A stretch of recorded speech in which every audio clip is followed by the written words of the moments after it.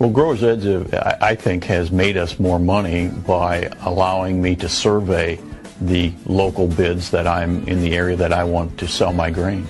The local elevators and the ethanol plants know that this information is out there, so they've got to be competitive if they want to get the grain. You know, we've been able to maximize our return on our farm.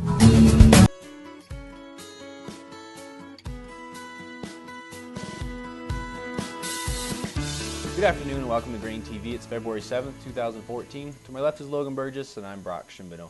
Corn, soybeans, and wheat were all positive in Chicago this week. Let's turn over to the live quotes to see how we ended today. Corn was up 1 1/4 cents. Soybeans up 5 3/4 cents.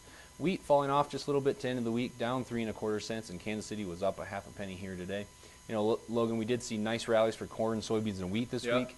But next week, we're really going to be focusing on the USDA WASDE reports out on Monday. Yeah, you know, I think some of this week's strength really could have been attributed to expectations for Monday's numbers. Let's jump into this table here and see what traders, on average, are expecting for the USDA to report in terms of U.S. ending stocks on Monday. As you can see, for corn, soybeans, and wheat, the trade's expecting slightly revisions lower. I think the one crop to really keep an eye on in Monday's ending stocks numbers is going to be soybeans. As we know, even with 150 million bushels of projected ending stocks, stocks to use are exceptionally tight right now for soybeans, and there's been some concerns about the South American crop. So, you know, on average, traders are looking for 7 million bushels taken off ending stocks, but I think that's really the crop to take a look at on Monday's numbers. You know, there's a couple areas that we're going to watch on the demand side here. Corn export sales has been a key contributor to the run-up here most recently for corn. We know we're running well ahead of pace to meet the current USDA projections, and I wouldn't be surprised if on Monday's report we see a revision higher on export sales by about 25 or 50 million bushels. You know, similar story in soybeans. We've been running well ahead of pace there. That has fueled the rally here more recently, as we haven't seen the soybean export sales really taper off like we would typically see this time of year. But big revisions there, I wouldn't anticipate that. I would anticipate maybe a revision around 10 million bushels or 15 million bushels to the demand side on soybeans. Yeah, you know, now that we have the January report behind us, not a lot of traders are expecting domestic production changes here from the USDA, but some numbers that will be moving in Monday's report are going to be production figures out of South America.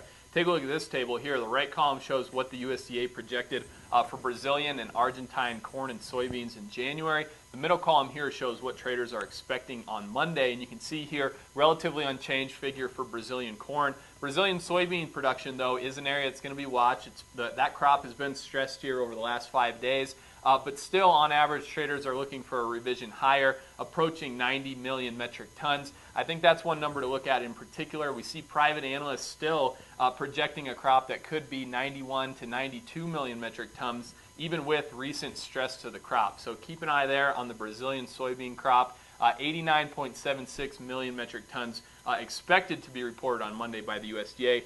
Turning our attention here to Argentina, as you can see, the expectations are for sizable revisions lower to their corn production. In large part, that has to do with stress that's really been focused around that northern growing area in Argentina. Soybeans expecting a similar revision lower, not to the same degree as corn, but a slightly smaller number out of Argentinian soybeans. Bottom line, in Monday's report, I think the two most important numbers to keep an eye on, Brazilian soybean production and that Argentinian corn number. You know, Logan, there are a lot of moving parts in Monday's report. Make sure you follow us on Twitter. At GrainTV is where you can find us there. We'll be tweeting those numbers when they come across the news wires, 11 a.m. Central Time. Head over to our website, grainhedge.com. Get live quotes for your mobile device, either your iPad, your iPhone, your tablet, or your Android device there. We'll give you a free demo, no obligation trial. Get live quotes for that report. Or as always, you can give us a call, 877-472-4607. Thanks a lot for joining us here on a Friday. We'll see you on Monday for the February USDA report.